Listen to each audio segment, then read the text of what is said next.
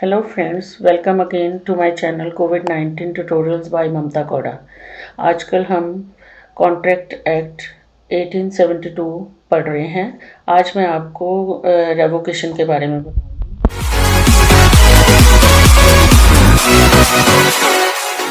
चलिए शुरू करते हैं। Revocation of offer and acceptance.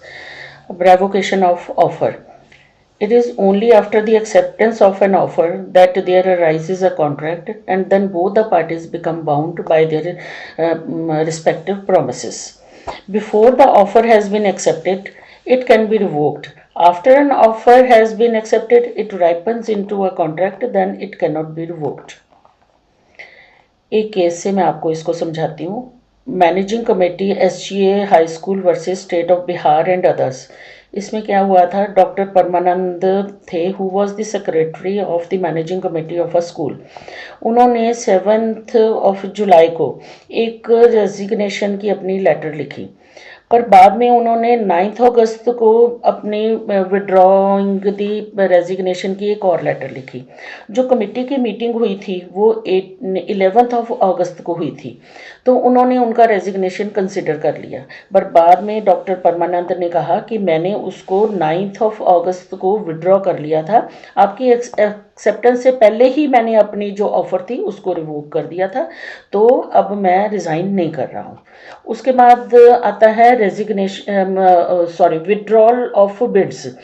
जैसे हम ऑक्शन में जाते हैं, जब एक ऑक्शन बंदे ने लगाई, जब उसकी फॉल ऑफ हैमर या कोई और कस्टमरी जो मैनर है उसको पढ़ने से पहले पहले ही वो अपनी बिड को रिवोक कर सकता है। पर एक बार फॉल ऑफ हैमर हो गई या कोई उनका कस्टमरी मेथड से उसकी जो बिड है वो एक्सेप्ट हो गई, उसके बाद वो उसको रिवोक नहीं कर सकता, तो उससे पहले वो कभी भी रिवोक कर सकता है।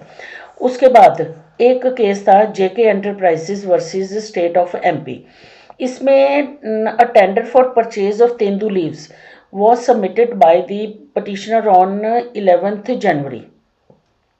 रिस्पोंडेंट्स ने उनको एक अपनी रजिस्टर्ड पोस्ट भेजी 12 फरवरी को उसका टेंडर एक्सेप्ट करने की। पर बाद में उसने क्या किया, 3 मार्च को अपनी जो प्रपोजल थी उसको विड्रॉ कर लिया। अब वो उसको विड्रॉ नहीं कर सकता क्योंकि 12 फरवरी को उन्होंने अपनी जो एक्सेप्टेंस की लेटर वो डाल दी थी, तो अब उनके बीच में एक वैलिड कॉन्ट्रैक्ट बनेगा। अब वो उस कॉन्ट्रैक्ट को रिवोक नहीं कर सकता। अब modes of revocation of offer. A proposal is revoked. First क्या है, by the communication of notice of revocation by the proposer to the other party. Second point क्या है, by the lapse of time described in such proposal for its acceptance. If no time is given, then by the lapse of reasonable time. Third, by the failure of acceptor to fulfill the condition precedent to it. Fourth, by the death or insanity of the proposer, if the fact of his death or insanity comes to the knowledge of the acceptor before acceptance.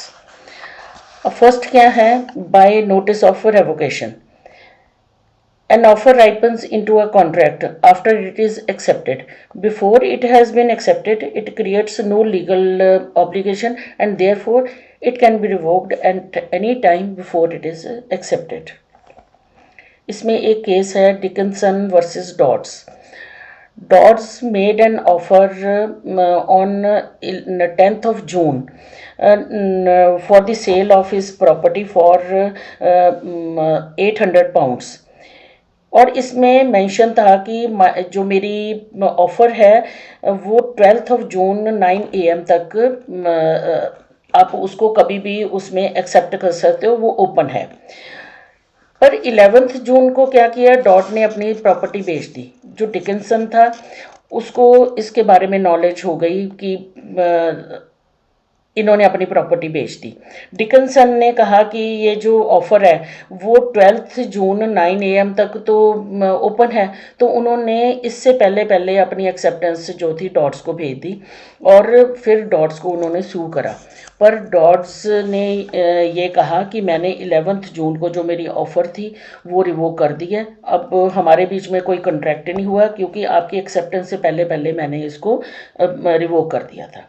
अब second क्या है, by lapse of time, a proposal is revoked by the lapse of time prescribed in such proposal for its acceptance.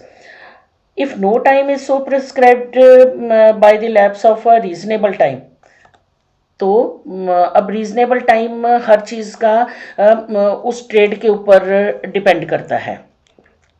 Suppose मैं कहती हूँ कि मैं आपको अपना घर बेचने के लिए तैयार हूँ, ये जो मेरी ऑफ़र है 15 जनवरी 2025 PM तक ओपन है। उससे पहले पहले आप एक्सेप्टेंस अपनी कर सकते हो, पर अगर मैं प्रॉपर्टी किसी और को इस टाइम पीरियड के बाद बेच देती हूँ तो आप मेरे को स्यू नहीं कर सकते। एक राम्सगेट विक्टोरिया होटल कंपनी वर्सेस मॉन्टफायर का केस है। इसमें डिफेंडेंट जो मॉन्टफायर था, उन्होंने एक ऑफ़र करी प्लेंटिफ कंपनी से कुछ उनके शेयर खरीदने के लिए इन जून में। जो कंपनी थी उन्होंने उसकी ऑफ़र को एक्सेप्ट कर लिया और उन्होंने शेयर कब अलॉट किए, नवंबर में। It is not a reasonable time. तो जो डिफेंडेंट था वो कहता कि ये जो मेरी ऑफ़र है वो लैप्स हो गई है, अब मैं आपके शेयर खरीदने के लिए बाउंड नहीं हूँ, तो कोई कॉन्ट्रैक्ट नहीं बना। अब बाय फेल, थर्ड क्या पॉइंट है, by failure to fulfil a condition precedent. कई बार ये ऑफर में कुछ कंडीशन लगा देते हैं। When the offer is subject to some condition precedent, such a condition has got to be fulfilled by the acceptor before making the acceptance. If the acceptor fails to fulfill the condition precedent to acceptance, the offer stands revoked. जैसे एक मैं आपको इसमें case के रास्ते आपको समझाती हूँ। The state of MP versus Govardhan Das का केस था। उसमें टेंडर्स इनवाइट किए गए थे for the sale of certain goods, और पर यह है कि जब टेंडर एक्सेप्ट हो जाएगा तब आपको 25% जो अमाउंट है वो जमा करवानी पड़ेगी।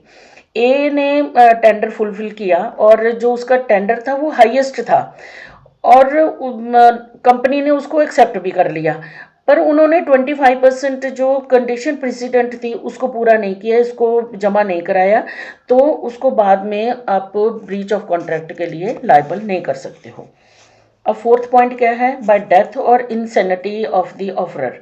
An offer is revoked by the death or insanity of the proposal if the fact of his death or insanity comes to the knowledge of the acceptor before acceptance.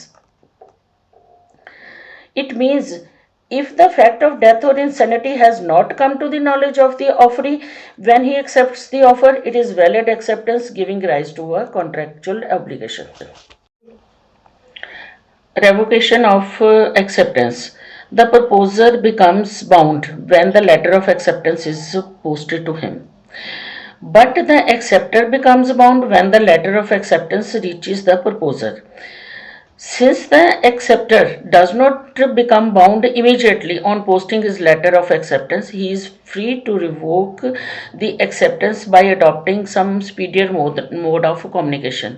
जैसे लेटर के पहुंचने में अभी टाइम लगेगा तो उससे पहले वो टेलीग्राम भेज सकता है, या फ़ोन के रास्ते मैसेज कर सकता है, या कोई मैसेज कर सकता है, मैसेंजर को भेज सकता है, या फ़ोन कर सकता है, या फैक्स कर सकता है कि मैं अपनी एक्सेप्टेंस को रिवोक कर रहा हूँ।